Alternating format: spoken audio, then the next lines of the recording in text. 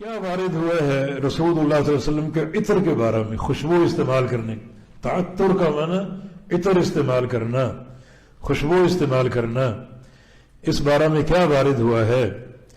تو جناب انس بن مالک، یہ موسیٰ ان کے بیٹے تھے جو اپنے والد انس بن مالک سے روایت کرتے ہیں کہ کان رسول اللہ صلی اللہ علیہ وسلم سکہ نبی علیہ السلام کی ایک سکہ تھی۔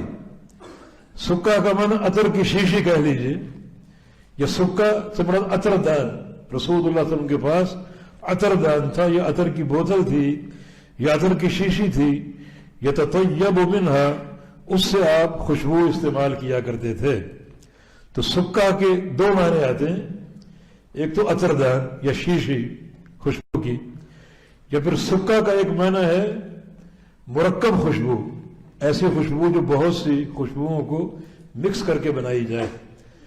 لیکن پہلا معنی زیادہ مشہور اور معروف ہے کہ آپ صلی اللہ علیہ وسلم کے گھر میں عطر دان تھا، یا ایسی ایک بوتل تھی جس میں آپ کا عطر محفوظ ہوتا تھا، اور آپ صلی اللہ علیہ وسلم اس سے خوشبو استعمال کیا کرتے تھے، اور خوشبو سے آپ کو محبت تھی۔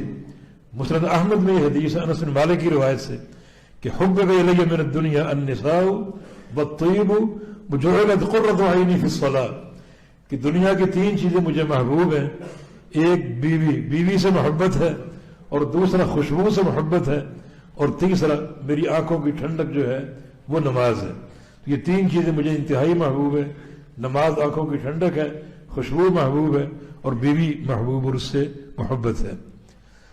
تو خوشبو استعمال کرنا نبی علیہ السلام کی سنت ہے، اور خوشبو استعمال کرنی چاہیے۔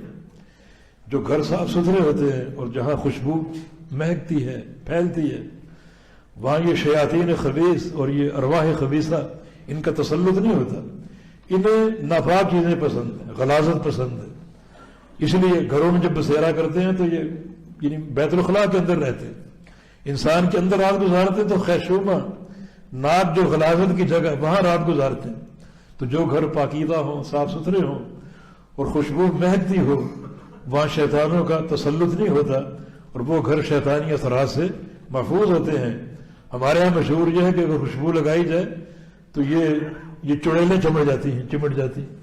یہ بات کہاں سے آ گئی؟ کوئی اس کی حقیقت نہیں۔ تو آپ صلی اللہ علیہ وسلم کو خوشبو پسند تھی، اور یقیناً جب استعمال کریں تو اس طور پہ استعمال کریں کہ خوشبو ایک حسن ہے، ایک زینت ہے، اور ایک عمدہ ذوق کی علامت ہے، اور سب سے بڑھ کر نبی علیہ السلام کی سنت ہے۔ تو یقیناً یہ تمام فائدے حاصل ہوں گے۔